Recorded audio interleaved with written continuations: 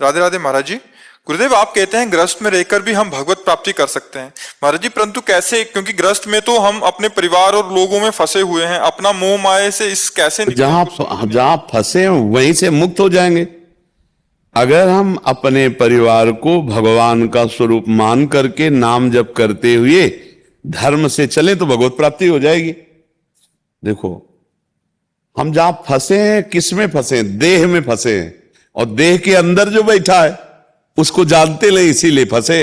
अगर देह के अंदर बैठा है, आदर सब उसी का करते हैं।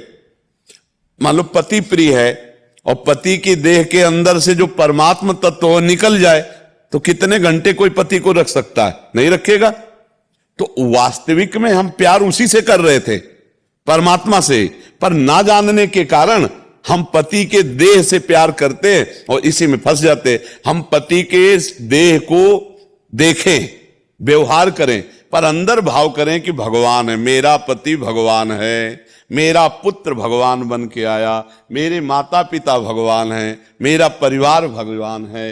अब बताओ, उसमें हमें भागना कहां है?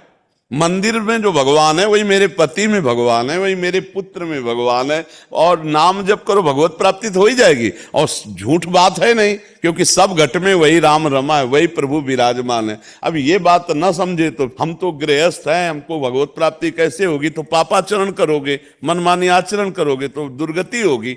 और हम जो कह रहे हैं उसको समझ ले तो बढ़िया है। वही जहर आदमी को मार देता है, पर जब वैद्य शोध के देता है तो बड़े बड़े रोगों का नाश करने वाला बन जाता है। तो ऐसे ही सदगुरु रूपी वैद्य जब हमें बता रहे हैं कि ये संसार रूपी जितनी भी ये भगवान ही है, मान लो अपने पति को भगवान मान करके आराधना करो, देखो भगवान मिलते कि नहीं। अपने पुत्र में, अपने परिवार में भगवान देखो तो देखो भगवान है, पक्का है, वही ईश्वर, वही परमात्मा सब में बैठा है। पर हमारी आंखें खराब हो चुकी, नहीं समझ पा रहे। तो यही समझाने के लिए हम बैठे हैं, यही समझाने के लिए अध्यात्म शास्त्र है कि घर गृहस्थी में भगवत प्राप्ति हो सकती है।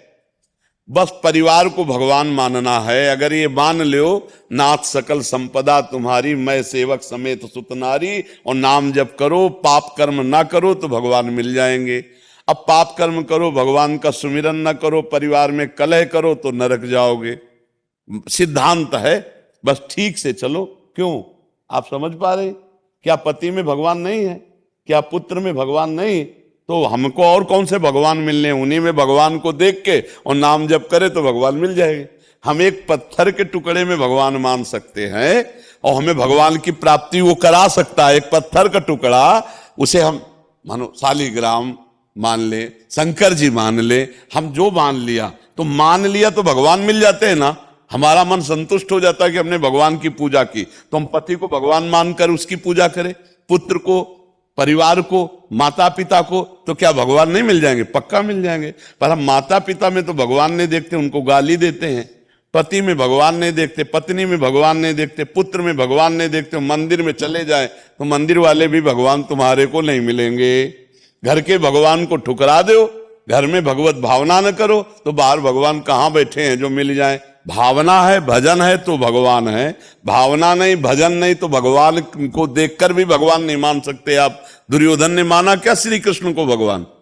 सामने भगवान समझा रहे हैं लेकिन उसकी समझ में नहीं आ रहा, क्योंकि वो दुष्ट स्वभाव का है, भजन नहीं है। हमें लगता है नाम जप करो, राधा राधा कृष्ण कृष्ण हरि हरि राम राम, जो आपको प्रिय हो, और खूब सबकी सेवा करो, और वो सेवा भगवान को समर्पित करो, सब में भगवान, इससे भगवत प्राप्ति हो जाएगी। समझ पा रही आप?